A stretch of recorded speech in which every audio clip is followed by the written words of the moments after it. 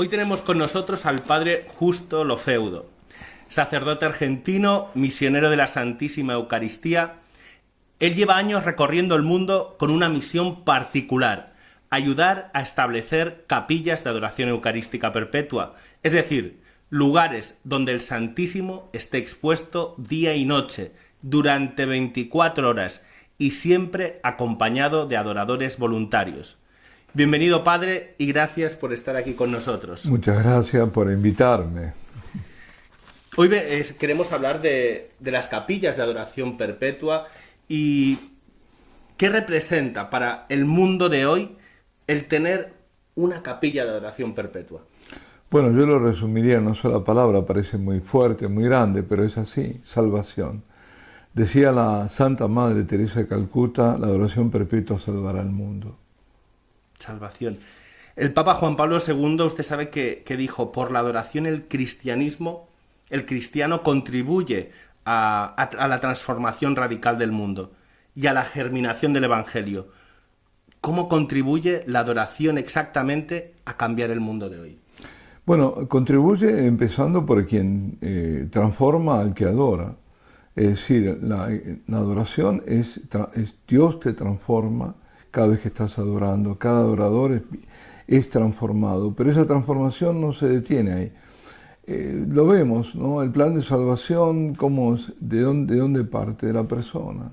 Es decir, la persona que camina hacia el Señor, hace un camino de perfección en el amor, hace un camino de unión con Cristo, es decir, hace un camino de santidad, que todo esto son en el fondo sinónimos. Al ser transformada, ella misma es vehículo o es instrumento de transformación de otros, de salvación. La salvación no es una aventura personal, es yo me salvo y ya está. Mi salvación implica la salvación de otros. Entonces, esa transformación es como una onda expansiva, ¿no? Donde se concentra en personas que han dicho sí al Señor, que están dispuestas, que quieren acercarse. Porque en definitiva, que la adoración también es un permanecer con Él, es un acercarse, es estar lo más cerca que se pueda. Y a partir de ahí, de esto, de esa persona, está influyendo sobre otras. Entonces, es eso, no lo tenemos que ver como algo, es decir, solemos ver las cosas, digamos, en macro, ¿no? Es decir, la visión macro, entonces, no. Esto comienza de lo pequeño, la salvación comenzó de lo pequeño, comenzó en Nazaret, en lo oculto, y comienza también en lo oculto de una presencia de Dios en la Eucaristía, que yo descubro ese secreto de esa presencia, y además que descubro, me hago, digamos, partícipe de esta obra, porque Él me atrae y yo voy a Él. En definitiva, la adoración que es un responder, porque quien viene a nosotros es Él en la Eucaristía. No es algo que nosotros hacemos, sino algo que respondemos a un llamado, y ese llamado es un llamado de salvación, porque Dios me ama y ama a todos, y quiere que yo también sea instrumento de salvación para los demás. Usted dice que no hay que ver, ¿no?, esa visión grande de las cosas. Y está muy bien, ¿no? Porque yo pensaba, mientras lo estaba diciendo usted, a veces que queremos organizar grandes actos de evangelización para cambiar el mundo, ¿no? Y piensas, no, pero es que Dios actúa de otra forma, porque la salvación del mundo pues llega en una noche, en Belén, en una cueva, todo escondido, ¿no? Exacto. O sea, parece que Dios le gusta hacer así las cosas. Y que esa salvación, que es salvar el mundo, comienza por mí. No por lo que yo voy a hacer, sino por mi propio camino de santidad. Ahí después el Señor va a mostrarme cuál es qué más me pide, hacia dónde caminaré más, ¿no? Pero el primer paso es fundamental. El primer paso es decirle sí al Señor, y ese sí me implica a mí. No es egoísmo, es todo lo contrario. Es decir, no hay nada menos egoísta que querer ser santo. Claro. El que quiera ser santo no es para él, es para Dios y para los demás. Claro. O sea, la santidad realmente es lo que importa o sea, estamos aquí para ser santos en este mundo. Claro. Y realmente el cambio, ¿no?, que sucede gracias a estas capillas de adoración eucarística Es eso, es ir en busca de la santidad. Yo le quería preguntar Perdón, aunque a veces no se sepa, aunque porque las personas no es que vienen a adorar porque busquen la santidad, no todas, algunas sí, pero vienen porque son llamadas, porque misteriosamente se sienten atraídas y responden. Y luego también por algo que encuentran, y lo que encuentran siempre, y sobre todo las personas que están lejos de Dios, pero todas, es paz. Es decir, lo primero que es el sello que te da el Señor cuando tú comienzas un camino de conversión. Cuando estás fuera de Él, no conoces la paz, nadie puede conocer la paz, la verdadera paz que es la paz de Cristo. Conocerá periodos de tranquilidad, más o menos, pero siempre habrá una intranquilidad interior y una inquietud interior. ¿Por qué? Porque nuestro corazón, como decía San Agustín, ¿no?, está inquieto hasta que reposa en Dios. Entonces, ese reposar no es conocido cuando uno está afuera. Pero cuando te aproximas, entonces sí, ahí comienzas y empiezas a descubrir esa paz, que es la paz pascual, la paz del Cristo resucitado. Es la paz que te la trae desde la cruz. Y esa paz no la puedes dejar, tienes que volver a ella y vuelves y encuentras en esa capilla de oración un oasis de paz. Y esa paz no termina en ti, ¿por qué? Porque te hace el Señor portador de paz. Tú llevas la paz a los demás, a tu ambiente de trabajo, a tu casa, a todos lados. Eso es uno de los frutos primeros que uno ve en la adoración. Esto es muy importante porque justamente ayer tuvimos que dar una noticia muy triste y es un sacerdote polaco, salesiano, que se arrojó a la vía del tren en Polonia. Y vemos también que por desgracia hay muchos, en Brasil, por ejemplo, desde el 2016 hasta hoy, se han reportado cerca de 40 suicidios también de sacerdotes, ¿no? Y entonces uno se da cuenta, ¿no?, de lo que usted está diciendo, ¿no?, que les falta esa paz, esa tranquilidad, ese orden que da el saber que estás junto a Dios en la Eucaristía. A los sacerdotes, como a cualquier persona, le puede pasar eso, ¿no? Que si se alejan de Dios, si se alejan de Cristo en la Eucaristía, pierden la paz, pierden el orden. Y mirad cómo pueden acabar. Hoy, perdone padre, sí, tenemos a los psicólogos, a los psiquiatras, hasta arriba de trabajo, porque la gente no tiene paz. Y a lo mejor sería mucho, mucho mejor, ¿no?, el buscar esa paz donde está el origen de toda paz, que es en Cristo, en la Eucaristía. Sí, yo diría que en el caso de los sacerdotes es peor, mucho peor. No es como los demás casos. El sacerdote que pierde la oración, y pierde la adoración, pero pierde la oración, está totalmente expuesto. Pensemos que el primer objetivo para el enemigo es el sacerdote, ¿no? Hieren al pastor y se dispersan las ovejas, muere el pastor en forma escandalosa. Suicidarse es la antípoda de lo que tiene que ser un sacerdote que llama a la salvación. Yo no estoy juzgando a los que se han suicidado, porque eso no, pero lo que estoy diciendo es que para la persona, ¿no?, para cualquier creyente y el no creyente, el sacerdote es un referente. ¿Y es un referente de qué? De Dios, hombre de Dios, de la presencia de Dios, de que Dios no te abandona. De pronto uno se suicida y dice, ¿dónde está Dios? Pero lo que pasa es que él ha perdido a Dios en ese momento. Te digo, no lo juzgo, pero sí, porque recuerdo esto. En 2003 hubo un retiro para sacerdotes en Medjugorje. Bueno, en el que yo participé, siempre hay, ¿no? Pero quiero decir, en el 2003. Y me acuerdo de dos casos. Uno de un sacerdote joven, polaco, que comentaba que tenía mucho éxito con los jóvenes, que lo seguían mucho y que hacía deportes y un montón de cosas y dejó la oración. Un sacerdote no puede dejar la oración. Y cuando dejó la oración, lo único que sentía era un vacío enorme y la idea del suicidio.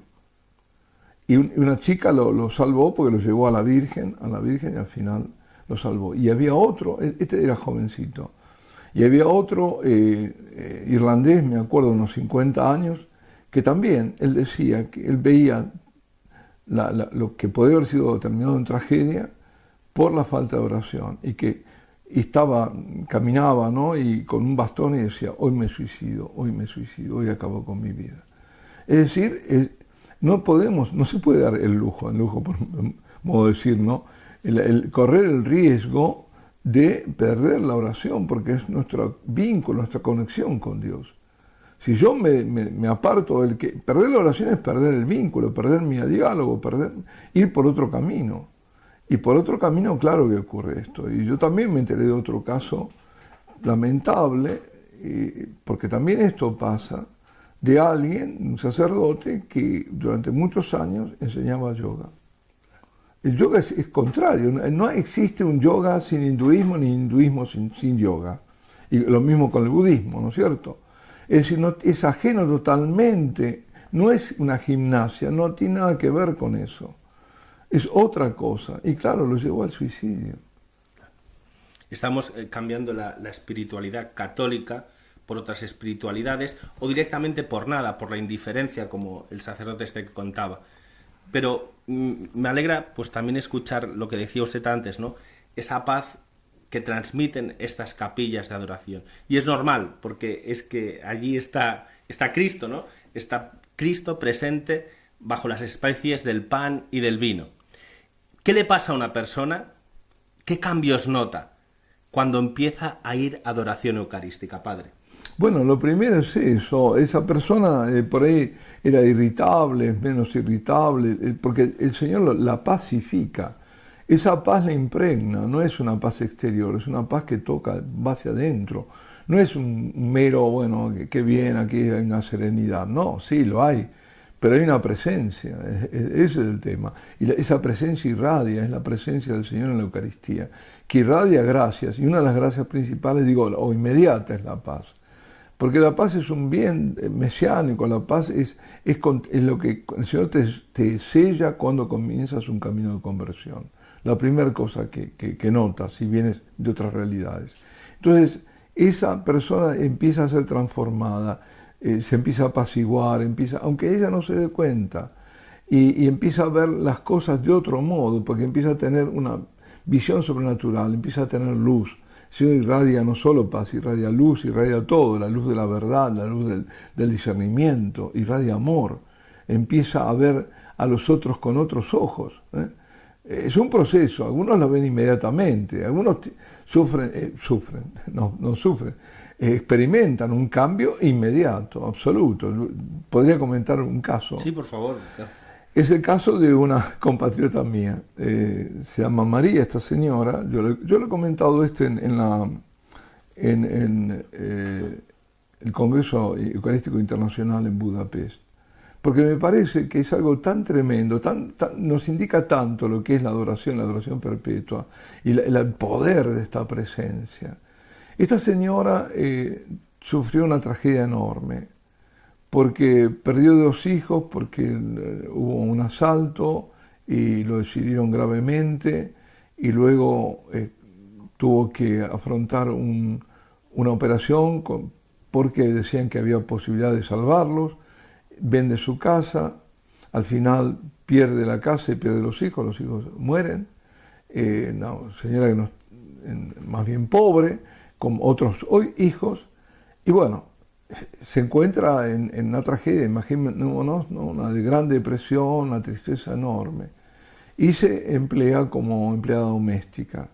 Y entonces quien la recibe muy bien, no sabe nada de lo que le había ocurrido a esta otra señora, se llama María, la que se queda sin los hijos y sin una casa, sin nada.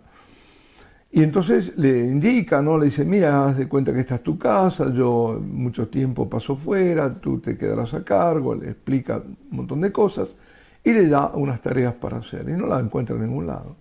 Y la ve en el fondo de la casa, en un jardín, creo que era, que está llorando, está desconsolada. Entonces ahí se entera, esta otra, ¿no? ¿Qué le pasaba? Y dice, yo te voy a llevar a un lugar. Y la lleva a una capilla de oración perpetua. Y en esa capilla de oración perpetua ocurre el milagro. El milagro de esta persona que estaba hundida realmente en un abismo negro, oscuro, ¿no? siente una alegría enorme y un amor enorme, tanto que cuando después a este chico, que era otro joven también, el que había disparado y demás, para robar a los otros dos hijos de ella, es encarcelado, ella va a verlo y lo abraza y lo perdona. Y cuando este chico sale, porque además como no tenía, salió después de un tiempo porque no tenía antecedentes, ella le dijo, mira, yo no puedo estar más contigo porque mis otros hijos, para ellos tú eres el asesino de sus hermanos. Y le dijo, si usted me deja, yo termino haciendo lo mismo, me termino en la droga, le pido por favor que no me deje. Y no lo dejó. ¿Cómo termina la historia? Que ella y él son apóstoles de la Eucaristía, apóstoles de la misericordia. Van a las chabolas, van a los lugares más pobres a dar de comer, y además él cubre horas de noche donde no se puede cubrir. Mira lo que el Señor hizo en un segundo a esta mujer. Ella es tremenda, porque en todos lados habla de su amado, y habla de la Eucaristía, y habla del poder del Señor, un poder transformante. ¿Cómo ha transformado a un corazón dolido y seguramente con pureza? Porque para ser así, bueno, pero esta es una historia. Por lo tanto, digamos, eso es lo que ocurre, es decir, en ese silencio, cuando tú entras en una capilla de oración perpetua, que siempre es en silencio, te parece que no hay ninguna actividad. Y es donde más acción hay, porque no eres tú el que hace, porque a veces nos decimos, ¿qué tengo que hacer? Pues no hagas nada, deja que Él haga en ti. Y si no le pongas impedimentos, que Él te va a transformar, y a través tuyo va a transformar a otros. Virtud, ¿no? Podríamos decir, es uno de los cambios que hay en estas capillas de oración. Visión sobrenatural, también nos ha hablado de la visión sobrenatural. Alegría, capacidad de perdón, todas estas son virtudes que uno adquiere gracias a la adoración. Pero, ¿cómo cambia una parroquia que tiene una capilla de adoración perpetua? Cambia porque es lo que una parroquia debe hacer. ¿Una parroquia qué es? No es un centro de actividades, aunque haya actividades. No es Cáritas, aunque tenga Cáritas. No es, los Boy Scouts, aunque tenga Boy Scouts. No es cursos prematrimoniales, aunque los tenga y los debe tener. Una parroquia es un centro eucarístico, es una comunidad eucarística. Entonces va a la raíz. Cuando una parroquia tiene adoración, va a lo que es, a su esencia, a que es una comunidad eucarística.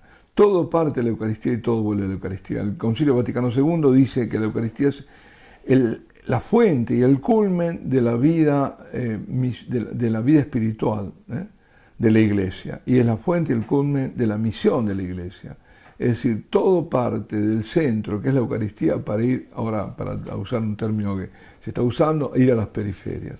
Pero yo tengo que partir del centro para llevar a Cristo a la periferia. Yo no puedo llevar otra cosa. Si yo llevo a la periferia una fe alicaída, como ocurre en muchos lugares, una fe en donde no está Cristo, ¿qué estoy llevando? Nada, mejor me quedo donde estoy, no voy a ningún lado. Y a esa periferia, eso lo tengo que llevar a Cristo. Yo parto de Él para ir al otro, pero al otro lo tengo que llevar de donde yo partí. Porque en Cristo está la salvación, nada más que en Él. ¿Puede contarnos algún caso de cambio, ¿no?, real en una parroquia gracias a la adoración eucarística? Bueno, es que yo diría en todas las parroquias donde hay siempre un antes y un después. En todo, incluso hasta en lo material, porque muchas parroquias tienen problemas, a veces dificultades, tienen que asumir gastos que no alcanzan, y sin embargo basta que poner el Señor y Él se encarga. Porque Él es el centro, es decir, es el centro, hemos centralizado, ordenado la vida, una vida parroquial, pero una vida personal. Cuando yo pongo a Cristo en el centro, todo cambia. ¿Cuál es el gran drama de este momento? En que hemos dejado a Dios de un costado. Es decir, somos excéntricos, hemos perdido el centro. Entonces tenemos que volver a Él. Cuando yo vuelvo a Él, lo pongo, todo se ordena. Y se ordena mi vida, se ordena la vida de la parroquia, de la ciudad, de todo. Yo en eso, bueno, he visto en todas partes, es decir, cambios que tangibles, ¿no? en lo material, en lo espiritual, se vive mucho mejor la vida, digamos, sacramental, ahí empieza a tener color, y sabor, porque se empiezan a vivir los sacramentos, no como algo externo, sino como los medios de salvación. Se vive la misa diferente, es muy diferente. Todo parte de ahí, no hay duda. Podemos decir, por tanto, que el gran cambio de la adoración eucarística en una parroquia es justamente que la parroquia empieza a ser ella misma, es decir, cumple el propósito para que ha sido creado. Exacto, porque se ha perdido, porque si deja de ser esa comunidad eucarística es cualquier cosa. Puede ser una ONG, la misma iglesia termina siendo una ONG y termina siendo filantropía, no caridad, porque la caridad tiene que estar Cristo ahí. Y claro, desde la idea, por tanto, de la parroquia con una adoración es primero ser ella misma y luego que todo lo que irradie a través de ella, ya sea su apostolado, ¿no? El salir a las periferias, como usted comentaba, sea salir a las periferias, sea hacer apostolado, sea hacer cursos matrimoniales, hacer lo que sea, pero con un centro, que es Cristo en la Eucaristía. Claro, ese es el punto fundamental. Pongamos el caso conocido, las misioneras de la caridad de la Madre Teresa, ¿no? Ellas, todo parte de la Eucaristía. Por empezar, tiene digamos, la rama activa, que es la que más se conoce. Tienen adoración.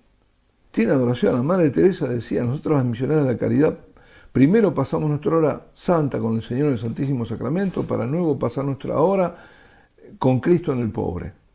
Es decir, sin eso no se sostiene absolutamente nada. Tanto es así que ellas tienen además una rama contemplativa, que tiene adoración perpetua, y es la que sostiene a la otra. Podríamos decir que hay como dos, haciendo referencia a Aristóteles, que habla de los extremos respecto a la virtud, que podía haber dos extremos, que quizá uno es evadirse totalmente del mundo, ¿no? Solo centrado quizá en la adoración, de espaldas al mundo, y el otro extremo, que quizá es el más habitual en el mundo de hoy, ¿no? Lo que se llamaba americanismo, es decir, acción, acción, acción sin la contemplación. Frente a estos dos extremos tenemos la virtud en la adoración eucarística, en las capillas de adoración eucarística. Yo diría que no. Yo diría que no, porque eso nos pone como el justo medio, ¿no? Pero aquí no se trata de un justo medio, porque la contemplación en sí misma, el totalmente contemplativo, no es un extremo deleznable, sino querible. Es decir, a ver, toda la vida también de la contemplativa de la Iglesia es la que sostiene todo el resto. Es decir, eso no es que está en un extremo, porque uno cuando piensa extremo, bueno, pongámonos en el medio, que ahí estamos en el justo medio. No. Aquí es algo que es totalmente virtuoso un extremo y el otro no, porque el otro está vacío, con sola actividad que no tenga. Lo dice el Señor, le dice, Marta, Marta, ¿por qué te inquietas? Tu hermana, María, ha tomado lo que es necesario, se ha quedado con la parte buena. Nosotros, cuidado, que la traducción dice la mejor parte, no. El original griego dice la parte buena. Es decir, con eso no va en desmedro que no se haga, pero es que todo, si no hay contemplación, si no hay, lo demás se esfuma. Todo tiene que partir de ahí. El Señor es nuestro modelo de adoración perpetua. Pasaba noches enteras en oración y de su humanidad, adoración al Padre. Es decir, todo partía de ahí, oraba siempre. Eso es lo que nos tenemos que olvidar. Entonces, si esto falta, yo creo que podría dar error el ejemplo que diste. Correcto. Entonces podemos decir que la virtud, el centro, está en la contemplación. Está en la contemplación, que me lleva a mí a la acción. Hay otros que no están, que estarán solo en la contemplación y se estarán elevando, pero no están solo para ellos, porque es la contemplación de la Iglesia, es para la Iglesia. Correcto. Es decir, no es algo que ellos se escaparon del mundo, ¿no? Huyeron del mundo. Y están ahí ellos solos y en forma... No, están pidiendo por los demás. Los que están ahí están pidiendo por mí. Es la Iglesia que está orando, que se está acercando al Señor, por otra que está misionando de otro modo. Fijémonos, además, quién es una de las patronas, mi patrona como misionero, Santa Teresita. Claro. Y Santa Teresita no salió de ahí del convento, es decir, desde su propio convento.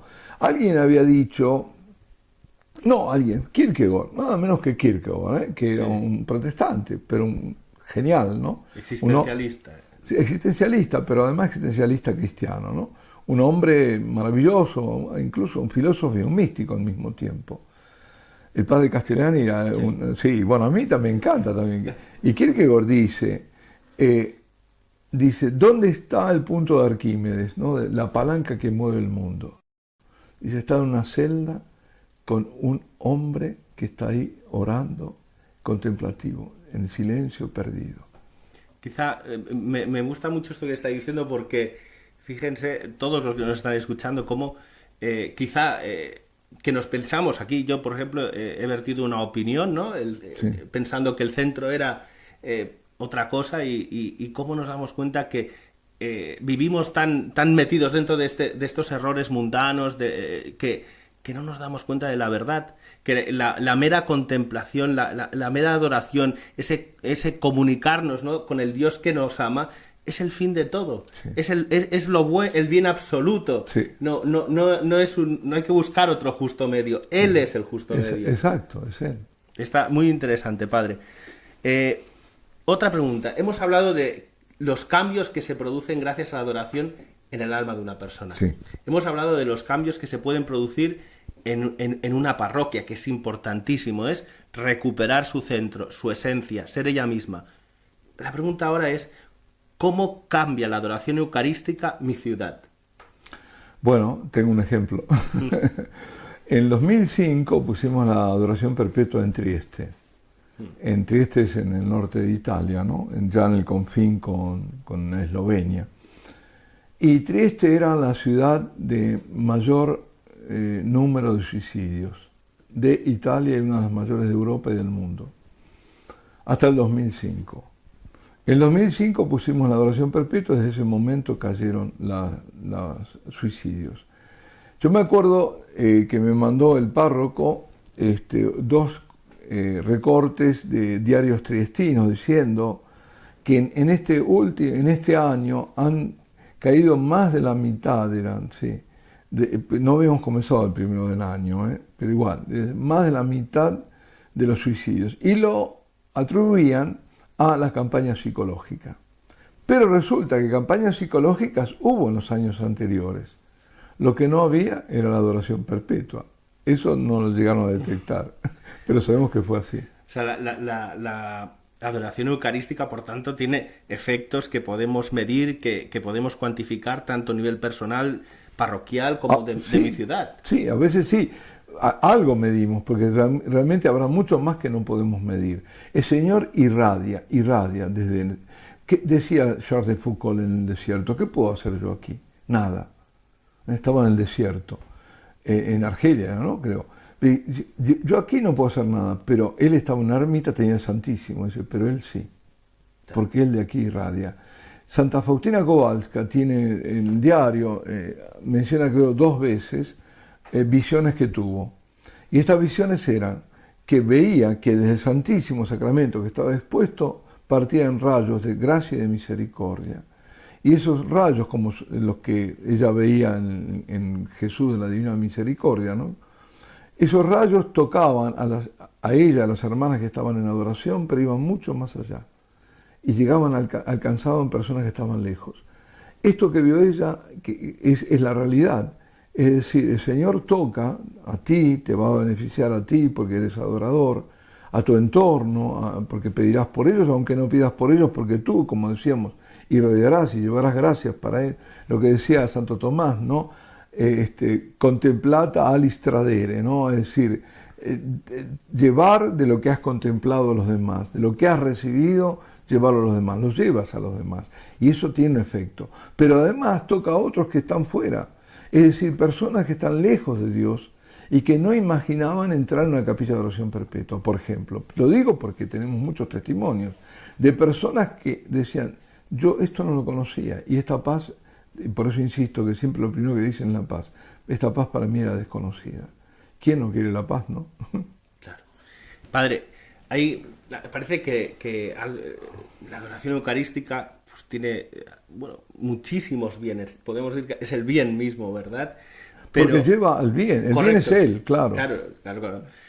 Pero yo creo que el demonio como que, justamente por eso, porque sabe lo que hay en esas capillas, lo que un alma puede encontrar en ese oasis de paz, como usted ha dicho, justamente lo que transmite a la gente que lo ve desde fuera muchas veces es aburrimiento, cansancio, ¿no? Ahora tenemos una oportunidad, también mucha gente nos puede ver y percibe así la adoración como algo aburrido. ¿Qué le podemos decir? No solo eso, yo te voy a agregar algo más. A la gente, pues nosotros para tener adoración perpetua necesitamos personas que se apunten, que cojan una hora semanal para estar con el Señor, porque tenemos que estar seguros que todas las horas están cubiertas, ¿no? Las 168 horas que tiene la semana. Es decir, que a cada hora haya alguien por lo menos. Pero, ¿qué pasa? ¿Cómo trabaja el enemigo en ese caso? Compromiso. No, esto es un compromiso. No solo que al otro dice yo me puedo aburrir, no, además sobre todo esto, el compromiso. Hay una palabra que estamos viendo en una sociedad hedonista. ¿Y por qué? Porque busca el placer y a buscar el placer lo busca mal, porque el verdadero placer es estar con el Señor, es acercarse a Él, no encuentra placer, cada vez va a estar peor y además se vacían las vidas y hasta llegar a pensar que una vida es inútil, ¿no? El camino es el de retorno a Dios, es decir, volver a Él, ¿no? El hombre se empieza a separar en el Edén, pues tiene que volver, ¿no? El camino de retorno a Dios es ese, es un camino fácil. Es decir, fijémonos en esto también, qué interesante, ¿no? Ahora lo estoy pensando. En el Edén, el hombre se oculta, porque pecó, porque se separó de Él. ¿Dónde estás, Adán? Y nos dice a cada uno de nosotros, ¿dónde estás, hombre? ¿Qué estás haciendo de tu vida? ¿Qué has hecho de tu vida, no?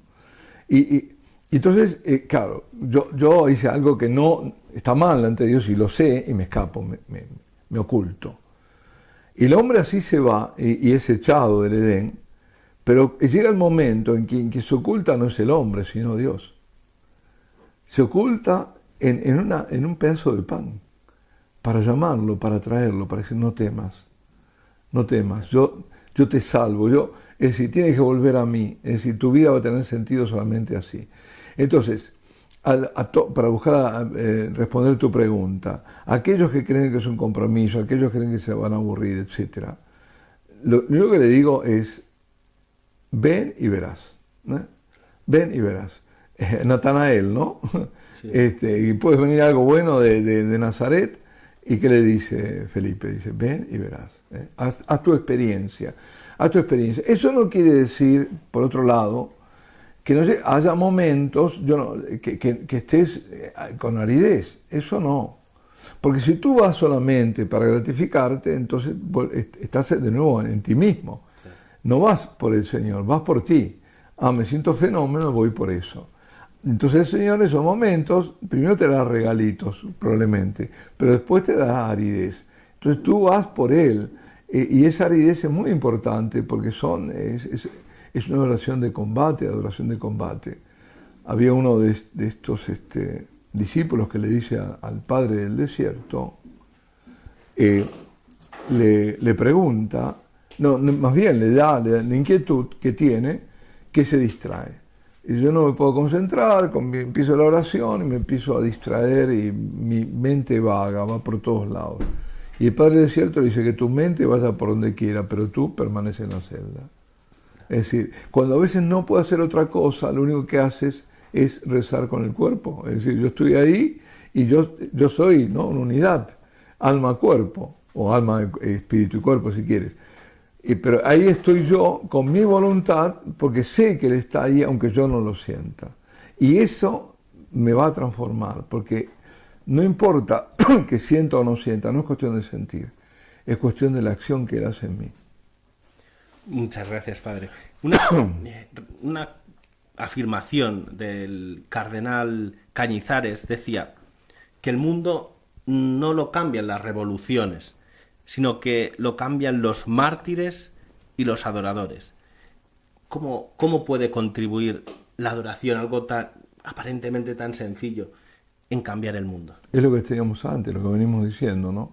Es la transformación que se produce en la propia persona, es el hecho de que esa persona además se hace apóstol, se hace un enviado. El Señor siempre ha hecho, primero te hace discípulo, ven a mí, y después te envía al mundo, ¿no? Entonces vas y das testimonio con tu vida y además con tu palabra de las maravillas que has encontrado. Y por otro lado, porque tú que estás adorando, estás permitiendo, estás de alguna forma contribuyendo a que esa misericordia, esas gracias vayan a otros, incluso a aquellos que tú no conoces. Una pregunta, porque adoración, ¿no? Estar ahí una vez a la semana rezando, es un poco difícil de entender para los que están fuera de la Iglesia Católica, desde luego. Pero ¿para qué tanta lucha, tanto combate, tanto, ¿no? Estar cada semana esforzándose, que llega un momento que cuesta, ¿no? Como usted ha dicho, llega la aridez, ¿no? Pero vamos a adorar, por tanto vamos. ¿Por qué tanto cuando sabemos, o dicen, no sabemos, bueno, es verdad, pero muchos dicen, si todos se salvan, la misericordia lo perdona todo? No tiene, en un mundo donde todos se salvan, donde todos van a ir al cielo, donde no hay condenación, donde no hay infierno, ¿tiene sentido hablar de esto? ¿O hay que cambiar la mentalidad porque existe el cielo, existe el purgatorio, existe el infierno? Mira, primero hay que decir a esto, ¿no? Antes de ir al tema que es muy importante, ¿no? Porque hay mucho, bueno, error que son errores trágicos, porque en el momento de la muerte se va a mostrar que es trágico eso, ¿no? Quien siga por ese camino. Pero además, no es así, no es que siempre no es un esfuerzo, al contrario. Me acuerdo, me decían en Italia, comentaba una coordinadora a otra, le decía, ¿no? ¿Y cómo hicimos para vivir nosotros hasta ahora sin adoración perpetua? Porque sientes una atracción y es que no puedes vivir y sientes que tienes que ir y qué sé yo. Eso no quita que a veces tengas aridez, pero no es que es un esfuerzo tremendo, no. Cuando pruebas es que no puedes dejar, porque te das cuenta que es un bien para ti y que te va transformando y que vas conociendo más a Dios, que es lo más importante. Estás cumpliendo con nada menos que con el primer mandamiento, ¿no? Expresado como el de adoración a Dios, ¿no? Solo a Dios, tu Señor, adorarás, solo a Él le darás culto. Entonces, ahí, pero es un dulce deber que uno tiene, no es una carga. Ahora, que a veces puede haber aridez, que a veces yo a veces voy y qué sé yo, no me sale nada, ¿no? Me quedo ahí, pero estoy ante lo inefable, ante Dios, no me salen palabras. Y eso no me tiene que preocupar. Yo no es que tengo que tener oración, a veces dice, tengo que hacer pensar esto, no, tú ve, tú estás expuesto a Él como Él está expuesto a ti. Son dos exposiciones. Yo estoy ahí, por ahí, una vez le dijo a Santa Catalina de Siena, le preguntó cuál era la oración que más le había gustado. Dijo, aquella vez que te quedaste sin palabras, sin saber qué decirme. Es que el hecho de estar ahí, ya está, yo a veces no tengo ni siquiera qué decirle, estoy ahí, ya está, pero yo estoy por Él. Hay un libro magnífico que se llama Incinu Ieso, que es de un monje benedictino que está en Irlanda. Él es americano, pero está en Irlanda. Y él dice, yo estoy aquí por ti porque tú estás ahí por mí. Ahora, eso tiene mucho, si uno empieza mucha sustancia, porque yo estoy aquí por ti, es decir, yo creo que tú estás aquí, porque tú estás aquí por mí, pero ese estar aquí tuyo, Señor, por mí, es tremendo, porque te ha hecho hacer de Dios hombre y sufrir como hombre y morir por mí, y además estar oculto en ese pan por mí. ¿Cómo no voy a estar yo aquí por ti? Sí. Entonces, bueno, me perdí un poquito con todos se salvan, padre. Ahora vayamos a eso. Eso es una barbaridad. Eso no es católico, eso no tiene nada que ver con nuestra iglesia, eso nunca fue enseñado. Hay que ver todas las veces que el Señor dice que no. Es decir, y cuando habrá rechinar de dientes, ¿no? Es decir, nos habla del infierno, evidentemente, y nos habla de alguna forma también del purgatorio, que no es tan claro, pero cuando dice, tendrá que pagar hasta el último céntimo, evidentemente que hay una purificación, ¿no es cierto? Y no puede ser de otro modo porque es obra de la misericordia de Dios, porque si no, o vas al infierno o vas al cielo, no tienes otra alternativa. Bueno, Dios, lo que pasa es que hay dos realidades que son eternas. El purgatorio no es transitorio, que es el cielo y el infierno. Eso no tiene que haber ninguna duda si eres católico, porque eso está clarísimo. La misericordia de Dios hay que entenderla como lo que es. Dios es infinitamente justo, infinitamente santo, infinitamente misericordioso. No hay misericordia sin la justicia de Dios, sin la santidad, ni santidad sin la misericordia. Si yo no, una misericordia así, como diría, buen mercado, ¿no? Así gratuita, mal, es decir, a ver, una baratija sí, de misericordia, ¿no? Una baratija, a ver, yo te la doy a ti, qué sé yo. Eso es deformación de lo que es Dios, de la verdad, de todo. Y eso lleva a la tragedia de que después Dios quiere que todos los hombres se salven. Ahí está la misericordia de Dios. Quiere que pero no todos se salvan. Porque entre la voluntad de Dios y mi salvación personal está mi voluntad. Yo me salvo en la medida en que sigo a Él y en que cumplo su ley. Pero si yo no cumplo su ley, no puedo pretender salvarme, es imposible. ¿Para qué está la ley si no? La ley está para que se cumpla y para que aquel que no lo cumpla es castigado. Padre, vemos en todo el mundo cómo las iglesias se cierran, más que abrirse, por desgracia. Y usted está haciendo todo lo contrario, ¿no? Vemos templos que antes estaban abiertos y ahora se han convertido pues, en discotecas, en bares, o incluso se han vendido a otras religiones. Pero usted va contracorriente. Usted abre las iglesias 24 horas. ¿Cómo lo hace? Bueno, no soy yo. Yo soy un pobre instrumento, es el Señor el que lo hace. Y el Señor tiene digamos, don. Es un don, un regalo que nos hace especialmente en este tiempo. Justamente porque la iglesia no puede morir.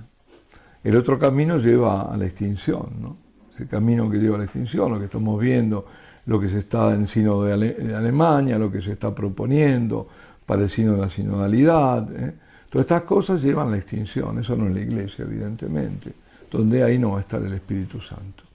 Entonces, tiene que haber, el Señor no puede permitir que su iglesia muera.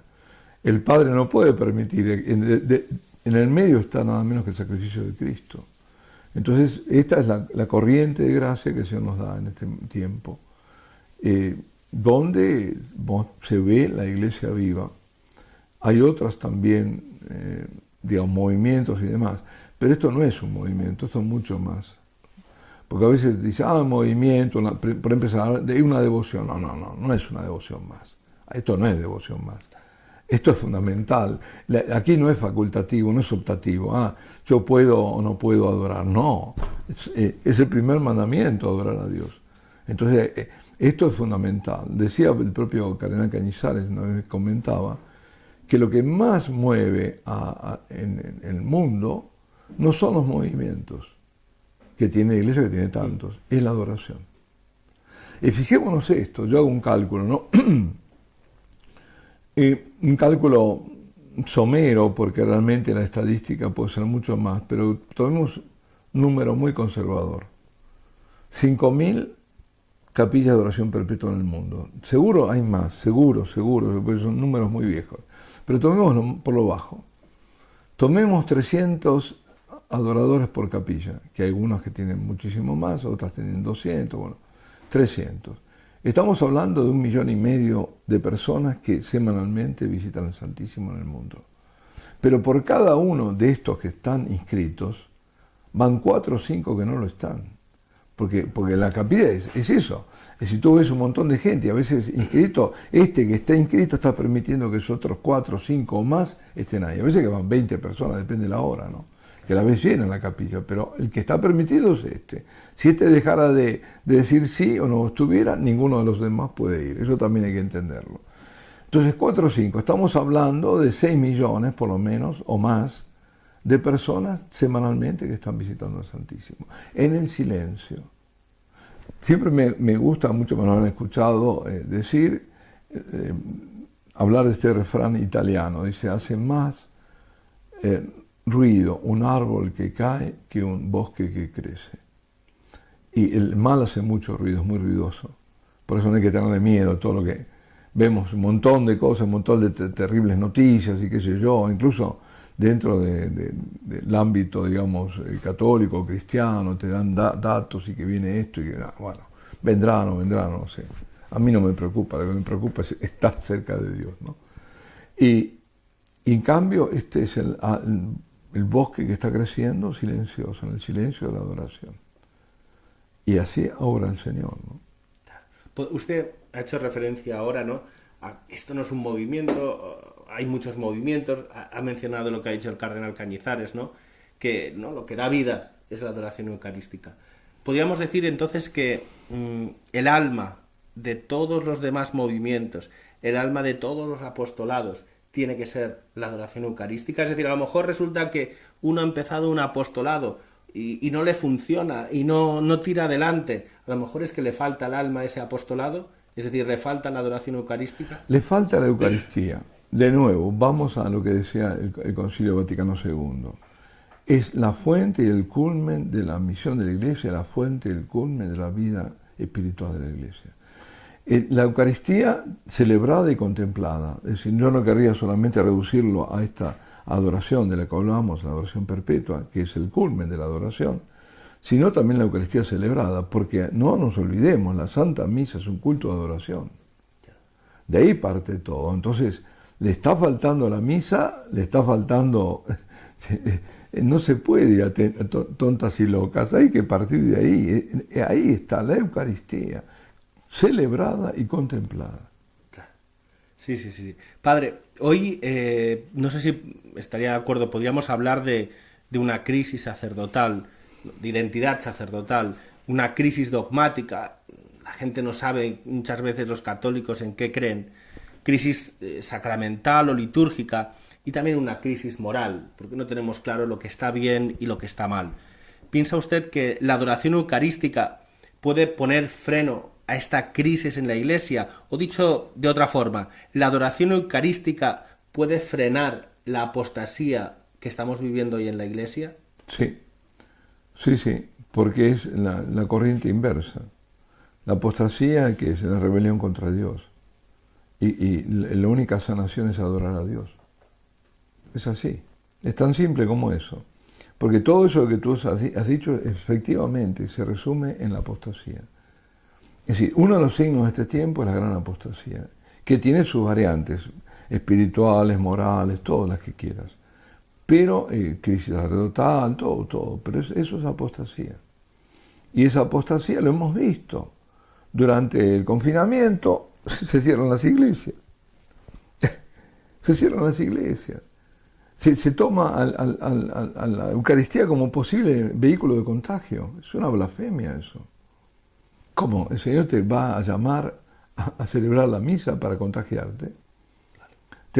El gel, todas esas cosas. Son signos. Son signos. Se cierran las piletas de Lourdes. Todavía están cerradas.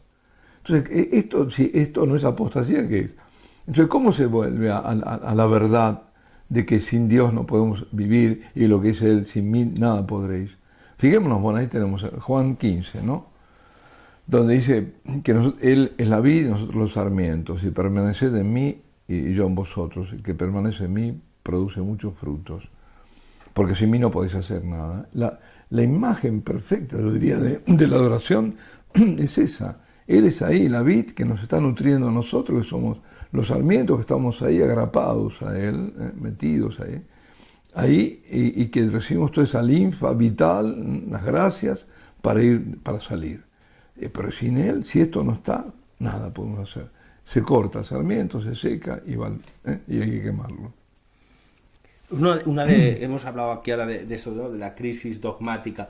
Usted sabe, a veces ves en la iglesia, oyes hablar de los mismos católicos y te das cuenta que esa crisis muchas veces tiene como referente la Eucaristía, porque muchos cristianos católicos no entienden que cuando estamos frente a la Eucaristía no estamos frente a un símbolo de Cristo, sino que estamos ante Cristo mismo. ¿Usted ha notado esto Pero ¿cómo haces para convencerlos o indicarles que es Cristo mismo, cuando se recibe como se recibe, con un gesto vulgar. A Dios, ¿cómo se lo puedo dar? A Dios cogerlo de la mano así, que mis manos si no fueran consagradas, y de pie, y no arrodillarme en el momento de la consagración. ¿Quién puede creer en la presencia real? Nadie, porque eso ha llevado justamente a descreer. Decían en Estados Unidos, el 70% de los católicos no creen en la presencia real. Creen que es un símbolo, es lógico. ¿Cómo yo voy a creer que es Él si yo lo recibo como si fuera cualquier cosa? Un objeto y ni siquiera un objeto preciado. Lo tomo como si fuera una galletita. Ahí no puede, está, lamentablemente que está. Eso es la tragedia que está.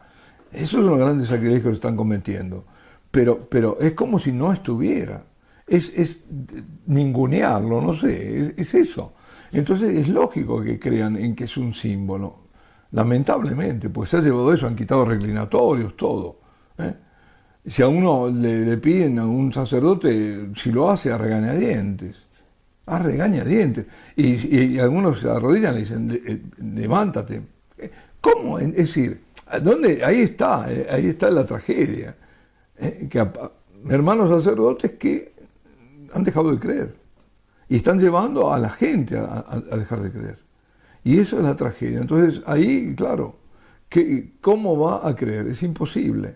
Sin embargo, está. Podríamos decir entonces que uno de los frutos de la adoración eucarística, de esas capillas de adoración eucarística, sería también poner freno a la protestantización de la Iglesia. Absolutamente. Mira, yo conocí en Austria varios musulmanes que están en camino de, bueno, algunos ya son católicos, otros estaban catecumenados. Por empezar, el conocimiento que tienen de los evangelios de la Biblia es fenómeno, porque pasan y lo primero que dicen, bueno, aquí está la verdad, entonces aquí yo no puedo bromear. Y saben, bueno, y la otra cosa es la adoración. Porque a Dios no se lo trata así, porque cualquier otro que te diga, suponte musulmán, qué sé yo, y le dices tú que nosotros creemos, dice, pero ¿cómo van a creer ustedes? Dios no, si ustedes creen que ahí está Dios, estarían postrados. ¿Te das cuenta? Porque es exacto, es que al final se dice lex credendi, lex orandi, o lex orandi, mejor dicho, lex credendi. Es decir, la liturgia, el culto, es el reflejo de donde se manifiesta la fe. Nosotros manifestamos a través del culto nuestra fe. Y celebramos lo que creemos, evidentemente. Ahora, cuando se celebra así, cuando es en la forma protestante mala, porque Lutero sí hace eso de la mano y todo, es para diferenciar, porque él decía que no existía. Y es verdad, ellos no lo tienen, eso es verdad, ellos no lo tienen, ellos pueden hacerlo, porque ellos no tienen Eucaristía, porque no tienen sacerdocio.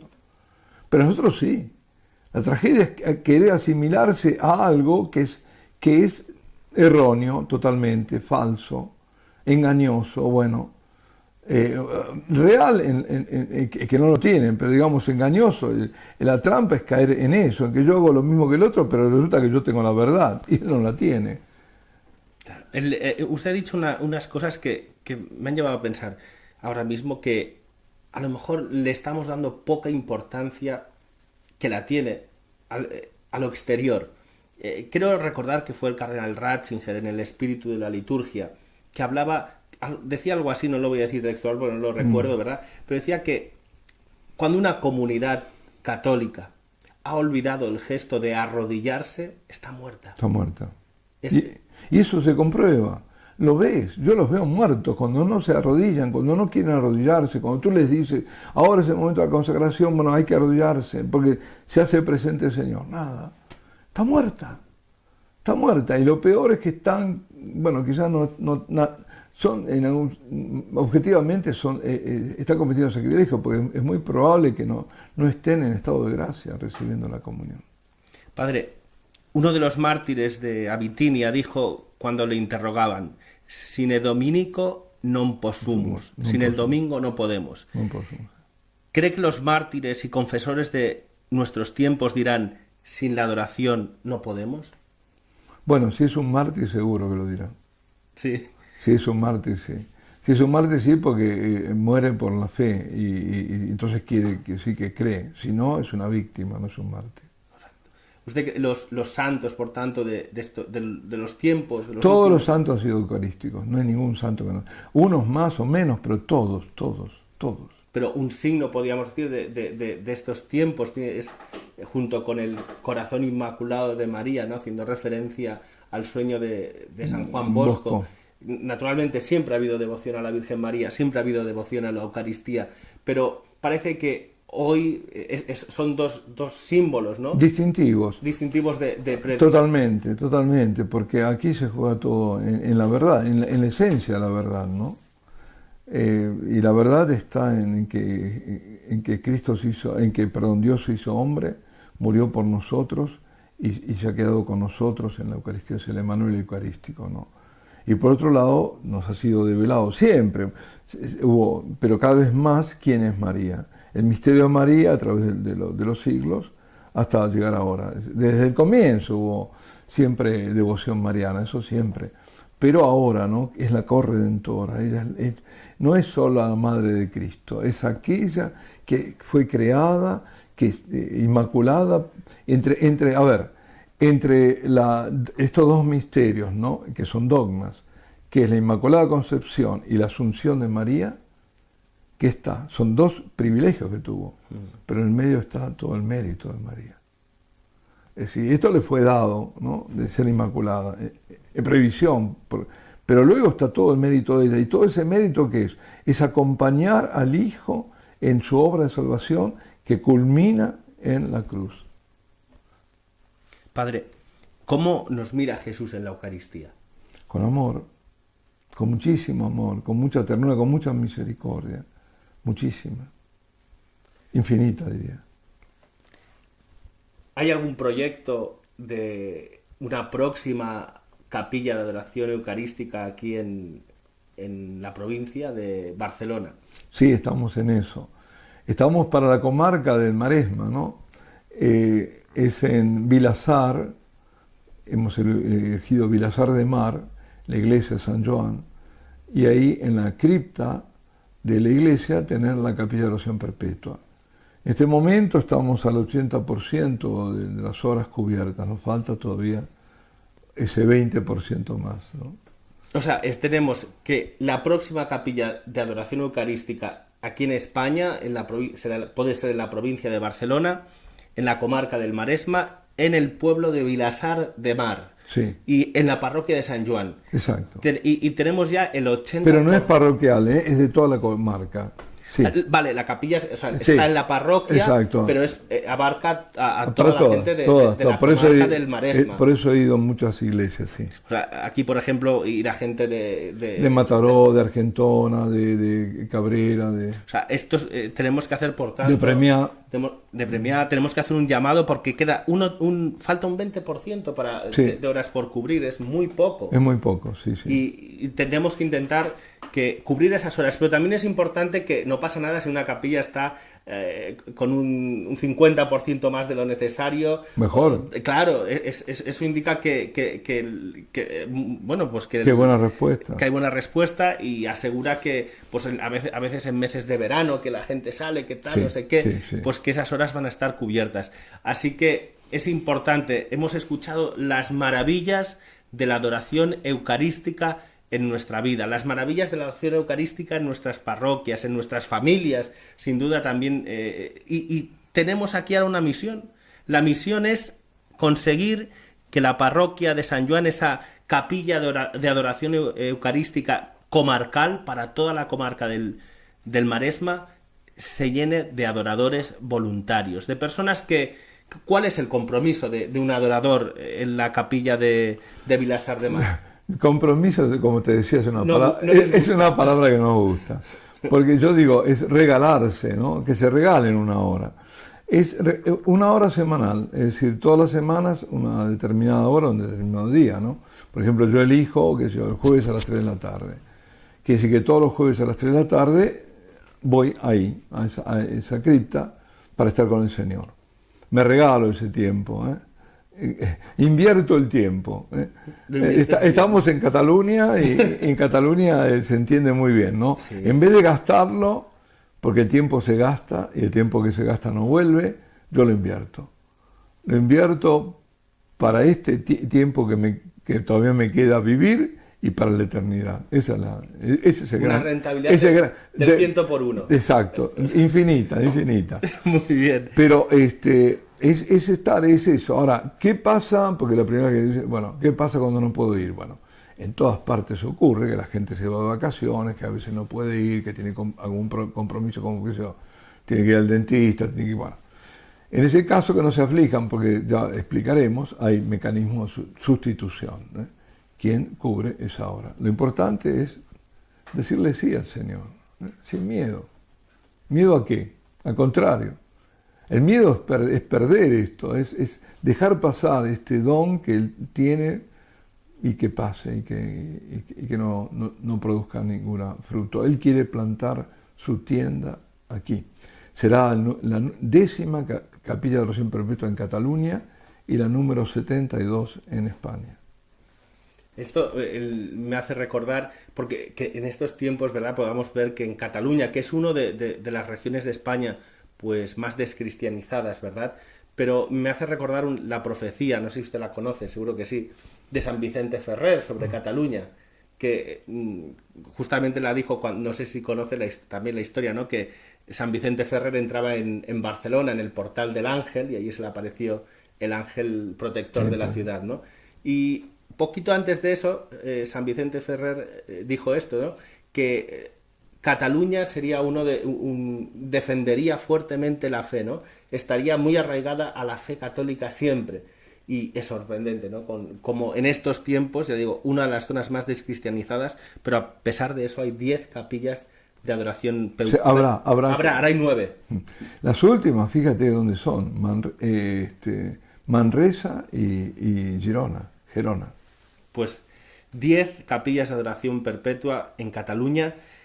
Tenemos que rezar ya para que esta capilla del Maresma, en Cataluña, pues sea una realidad cuanto antes. ¿Cuándo podemos ver a esta capilla abierta? Esperamos que en septiembre. Ya dentro de nada. Y una pregunta, si alguien quiere ir a ser adorador, ¿qué tiene que hacer? ¿Tiene que trasladarse ahí a Vilassar, hablar con alguien, llamar por teléfono? No, lo que tenemos vamos a dejar aquí cómo anotarse. El teléfono y además vamos a dejar el número de la web, donde ahí se pueden también anotar. Pues en la descripción de este vídeo entonces dejaremos el enlace para que todos los que estén viendo este vídeo pues puedan apuntarse a esta adoración. Es importante también compartir este vídeo para que, sobre todo con gente de Cataluña, para que vayan a esta capilla de adoración, para que se apunten. Padre, ¿puede usted lanzar un mensaje a esos fieles católicos de aquí de Cataluña que pueden estar pensando después de escucharle hablar, pues que quieren o les gustaría ir a esta capilla de adoración? ¿Qué mensaje les lanzaría?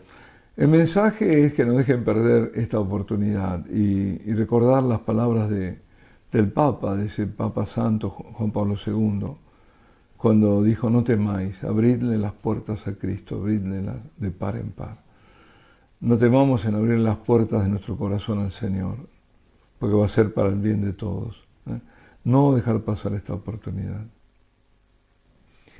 Y para acabar, Padre, antes de no sé si sabe que va a empezar dentro de poco la campaña de 40 días por la vida. Entonces, lo primero que hay es la misa inaugural de esta campaña que va a defender pues a los niños no nacidos. Sí. ¿No? Y el centro... Esa misa es muy importante también. De nuevo, por todo lo que decíamos, todo parte de la Eucaristía. Queremos que haya una buena campaña, pues a participar de esa misa, a pedir fuertemente en esa misa, porque el Señor tiene las gracias disponibles, pero si no vamos, si no las pedimos, quedan ahí. El fruto de los 40 días pasa por la... Exacto, esa misa no dejarla pasar. Muy bien. Pues damos las gracias, vamos a acabar ya esta entrevista, ¿verdad?, con el Padre Justo Lofeudo.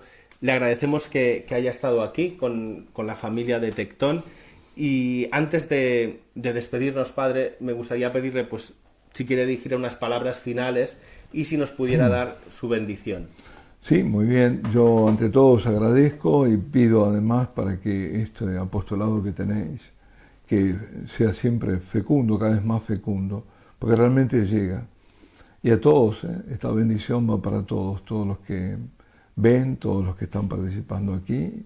Invoco ante todo a María Santísima, que es nuestra Madre, invoco su protección, su intercesión, así como la de San José. Y os bendigo a todos en el nombre del Padre, y del Hijo, y del Espíritu Santo. Amén. Muchas gracias, Padre. Muchas gracias.